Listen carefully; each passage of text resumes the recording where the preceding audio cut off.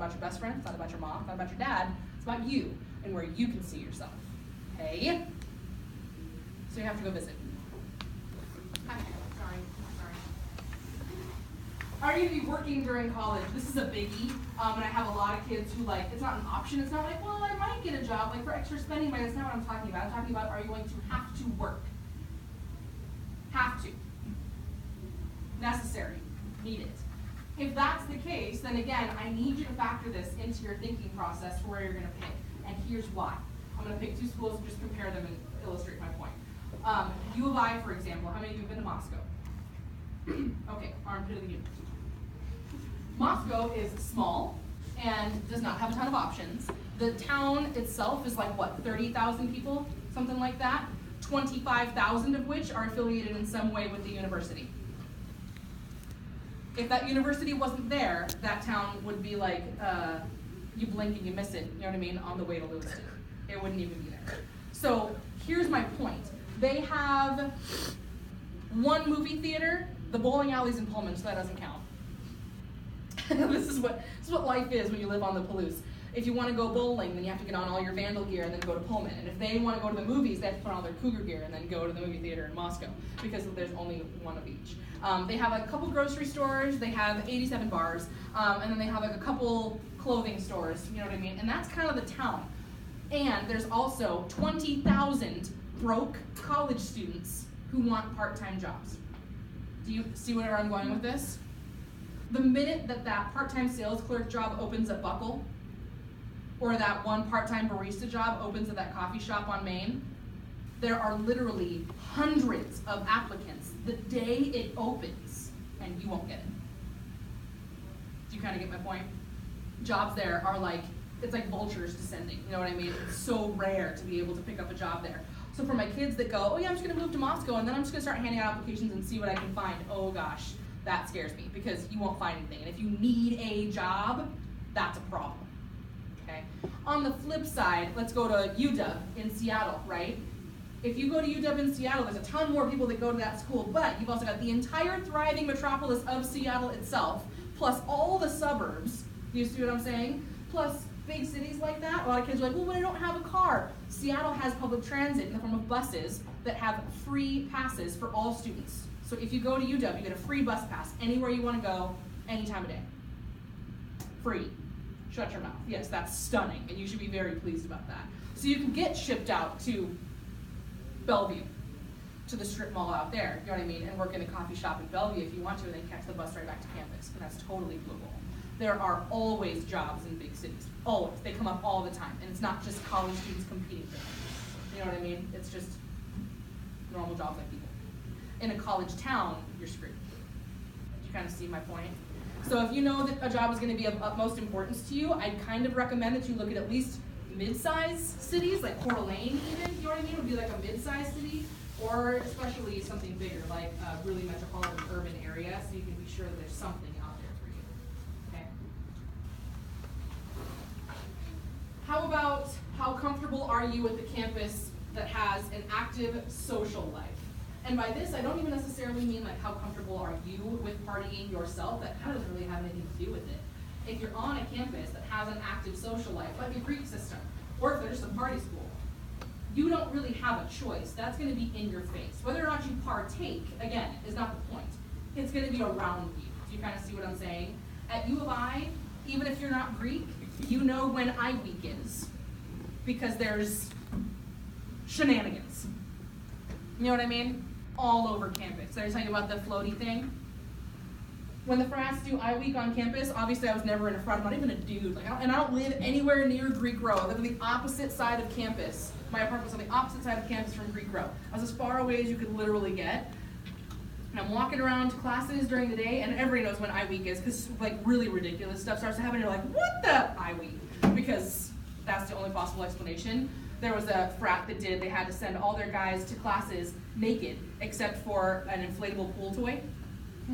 That's all they could wear for the day to all of their classes. So you see these guys walking around naked guys holding desperately to their inflatable rubber ducky, you know what I mean, pool, the thing, and they're just with their bags on, and everyone's just like, oh my God. But it's just like, that's kind of what I'm talking about. If that's fun, you know what I mean, and it's just like part of the college experience for you, and you've watched Blue Mountain State, and you're okay with that, you know what I mean, and that kind of model looks like pretty much what you had in mind for college, then that's fine. If that is horrific for you, you know what I mean? If that kind of thing is like distracting and unnecessary and almost kind of like uncomfortable for you, and I've got plenty of kids that are like that, where it's fun on a movie if I want to watch that movie, but living in that atmosphere, no thanks, that sounds actually really awful. If that's the case, then at least you know what to look for. Does that make sense? If you want to live in that kind of atmosphere because it is college for you and that's the experience that you want, you can seek that out. You can Google the top 10 party schools in the nation. Most of my kids have. And go find those things. U of I is the biggest party school that we have in this area, and it's not even ranked. It's not even in the top 50. I don't even think it's in the top 100. Do you understand what I'm saying to you?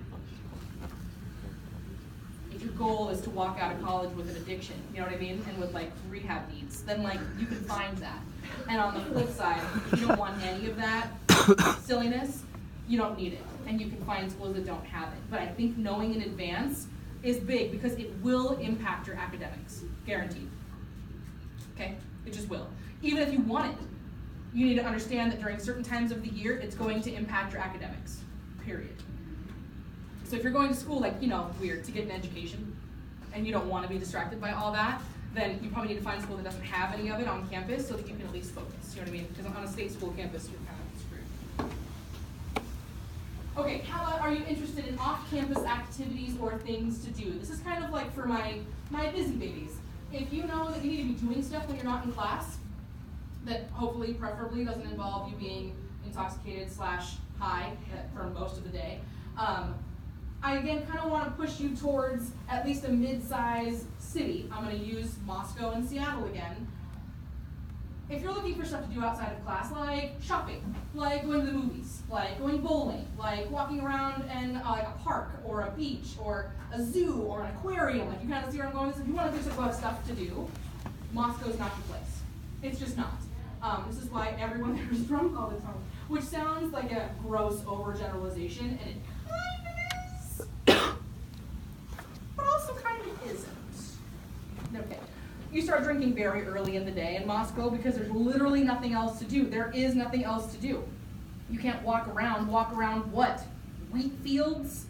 That's all there is. That's all there is.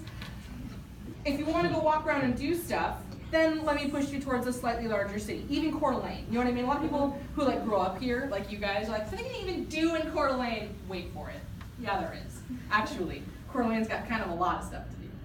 Seattle, obviously, even more than that. They have the zoo and the aquarium and the beach and the park and like all kinds of stuff. I can walk around downtown Seattle for hours, just walk. And like look in the window shop, you know what I mean? I can go to Pike Place Market and stare at those guys throwing the fish like a creep. Like I can do that for hours. like a startlingly long amount of time, and they still be entertained the whole time. Like I'm not bored. Like throw another one. Like and I'm still there.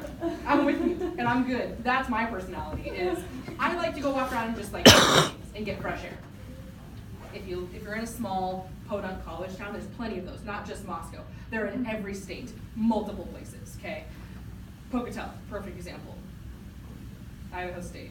People who go there call it Pokey, and it horrifies me. Like, I almost think that Moscow's better, which is like a big thing for me. I feel like you already know that.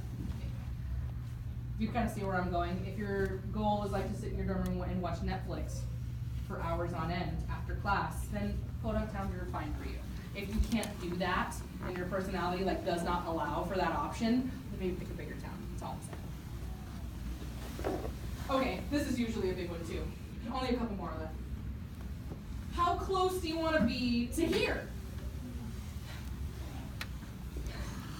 To some extent, and I kind of like, I'm doing that thing where I'm like, think about what you want, try not to let your parents' goals for you influence, but first of all, it's kind of dangerous, I don't want to fight your parents, but then also, especially if they're the ones paying for your education,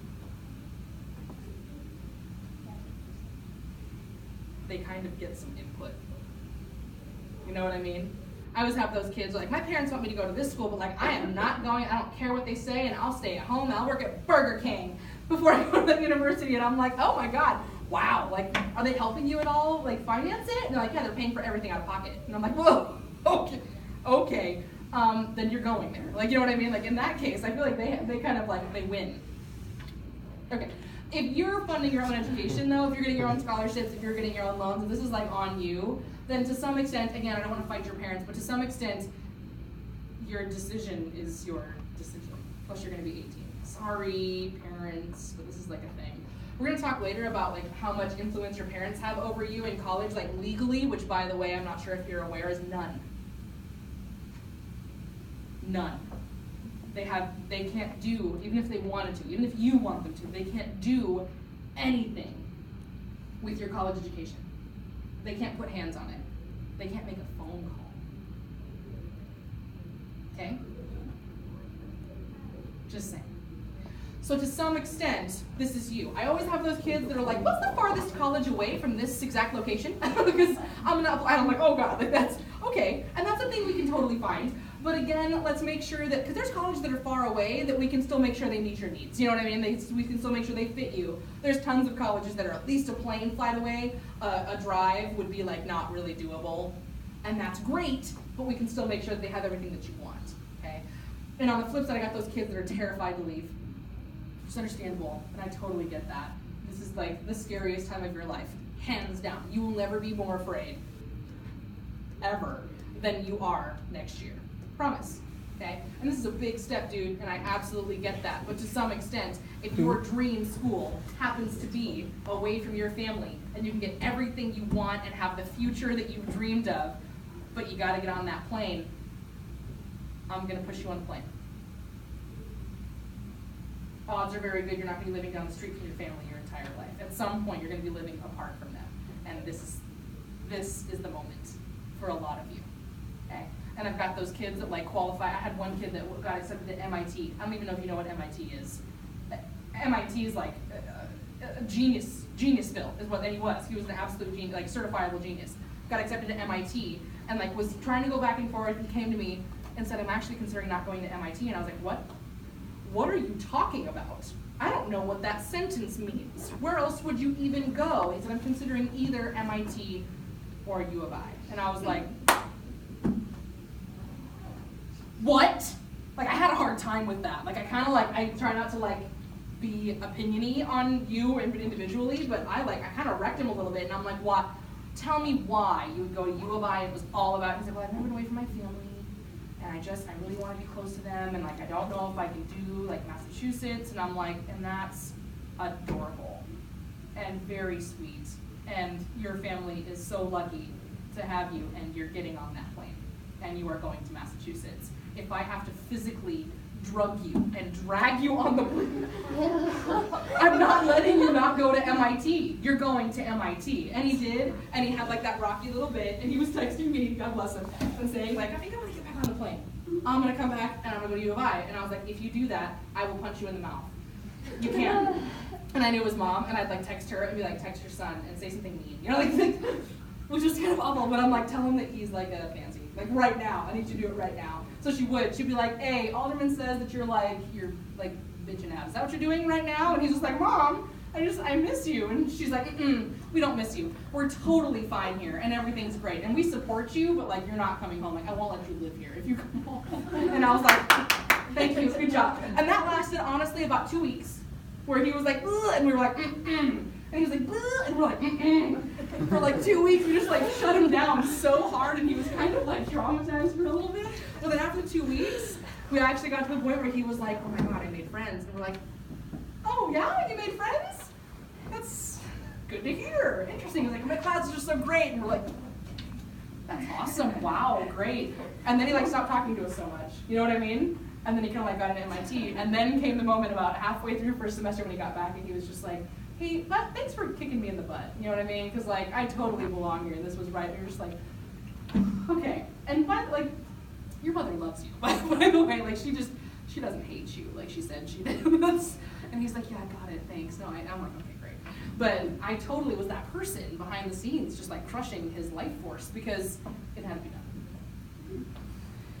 If that's you, and the only thing that's keeping you from doing something amazing and fantastic is fear of change, then I will be that for you as well, if you need me to be. But